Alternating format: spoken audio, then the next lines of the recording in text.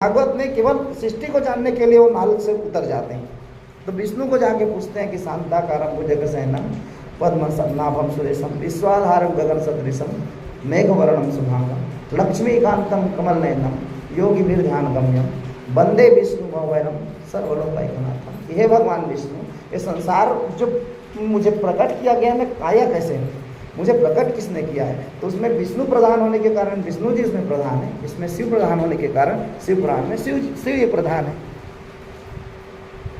मेरे को लगता है अगर आप लोग ऐसी कथा श्रवण कर रहे होंगे ना, तो आप जिस रास्ते में होंगे आप उसी रास्ते में रहेंगे। आप उस रास्ते में नहीं जाएंगे जो आपको समझ में नहीं आ रहा है या 4 दिन के लिए चल रही है। अब तो आप इसी रास्ते में रहेंगे ना। इस बात को दिमाग में बिठा लीजिए कि जो पुराण जिसके नाम से रहती है उसी की महिमा उस पुराण में रहता है। यहाँ शंकर को श्रेष्ठ माना गया है, सीमा पुराण की कथा है। यही देवी पुराण में ब्रह्मा विष्णु महेश सबको अपने खाली अंगूठे में पूरा सृष्टि दिखा देती है।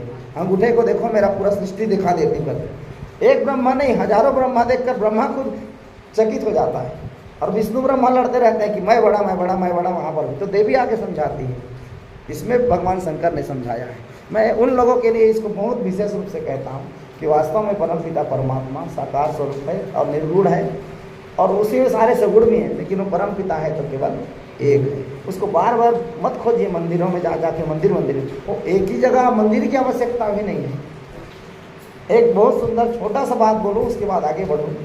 एक संत ने विचार किया कि भगवान इतनी बड़ी दुनिया को बनाए हैं तो मंदिरों में रहने की क्या जरूरत है, मंदिरों में रहने की क्या जरूरत है? और मंदिरों में भी जाएंगे तो तुरंत मिलते नहीं हैं।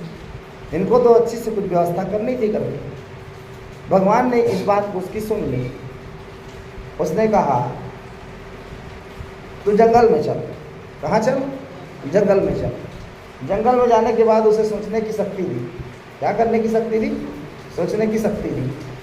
फिर उसके बाद उसको पूछा कि तुझे जंगल में आने की इच्छा थी? उसने कहा नहीं थी। क्यों आया है तू जंगल में? तो आपको जानने के लिए। किसको जानने के लिए? तो आपको जानने के लिए। तो कहाँ हूँ मैं? तो हाँ, कहाँ है आप? तो मंदिर तो यहाँ कहीं पर नहीं है, लेकिन मैं तो तेरे से बात कर रहा हूँ। तो हाँ, आप तो बात कर रहे हैं, तो आप तो मेरे मन में हैं। तो भगवान ने अपना स्थान मंदिरों में नहीं बनाया है, सीधा बनाया है व्यक्ति के हृदय में। किसमें? हृदय में। वो हर व्यक्ति के भीतर में है, वो हर व्यक्ति के भीतर में है। और सबसे बात कर रहा है वो कि ये गलत है, इसको मत करना है, बुरा है मत करना है, इसको मत करना, वो अच्छा है, कोई इसको खा ले, इसको पी ले, इसको सो, वो सब चीज़ का ध्यान आपको रखता है। लेकिन आप हो कि एक बार अपने शरीर का ध्यान नहीं रखते, अपने इस आत्मा का ध्यान नहीं रखते, और आप उसी चक्कर में बीमार भी पड़ जाते हैं, उसी चक्कर में आप बेचैन भी हो जाते हैं, उसी चक्कर में आपको एकदम मन से रूठने का मन भी होता है। लेकिन एक बार अगर सोचोगे योग अगर है भीतर में करके, तो जैसे एक छोटे से बच्चे के लिए भोजन करना पड़ता है, एक माँ को कि दूध बनेगा करके, इसी प्रकार आप फिर उस परमपिता परमात्मा के लिए समय में सब कुछ करेंगे।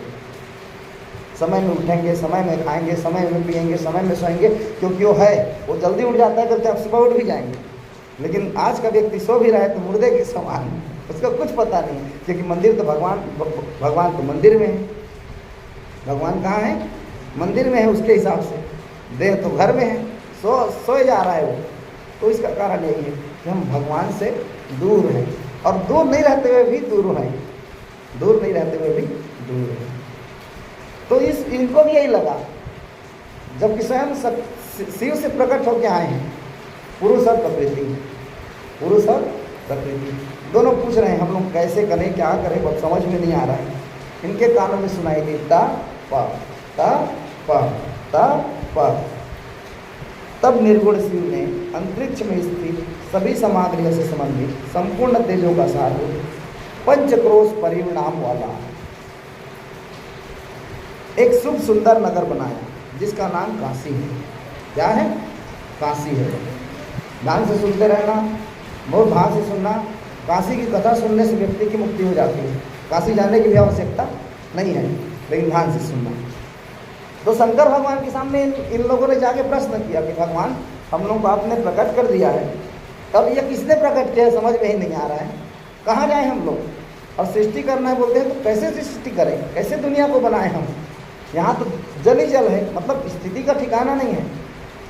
कहाँ पलेंगे, कहाँ संहार होगा, क्या होगी, कुछ समझ में नहीं आ रहा है। तो भगवान ने एक नगरी बनाया सुंदर सा, पंचक्रोशी की। इसकी पंचक्रोशी की। उस नगर का नाम रखा काशी। त्रिशूल में धारण है, भगवान के त्रिशूल पे वो नगर विराजित है। उस नगर में घूमने वाले के संपूर्ण ताप हर लेता है भगवान शंकर। उस नगर में मरने वाले को कुत्ता तक को, इसको कुत्ता तक को, एक छोटा सा स्वान तक, बिल्ली तक, चिकनी तक मरती, सीधा उसको मोक्ष प्राप्त होती, फिर दोबारा 84 के चक्कर में नहीं पड़ती है। उनका अपना ही एक स्वरूप था, पुरुष के समीप भेज दिया। उस पुरुष स्वरूप को जो प्रकट किया था उसके समीप भेज दिया और सुंदर से नगर का निर्माण कर दिया। तपस्या के श्रम से उनके शरीर से अनेक जलधारा वहीं पर उत्पन्न हो गई। बहुत सारा जलधारा बहने लगी, नदियाँ बन बन के उनसे सारा शून्य भर गया। उस समय कुछ भी दिखाई नहीं पड़ता था। वो समस्त लोक जलों से भर गया। किससे भर गया? जल से। इसके बाद विष्णु ने देखा, यह क्या आश्चर्य दिखाई दे रहा है, क्या आश्चर्य दिखाई दे रहा है कि अब तक इसमें जल नहीं थे, अब गंगा की धारा बहने लगी है। माने धारा बह रही, पूरा जलमग्न हो रहा है सृष्टि। क्या हो रहा है? जलमग्न हो रहा है सृष्टि। तब इस आश्चर्य को देखकर विष्णु ने अपना सिर हिला दिया। क्या हिला दिया? सिर हिला दिया। तब विष्णु के कान से उनके सामने एक मणि गिर गई। क्या गिर गई?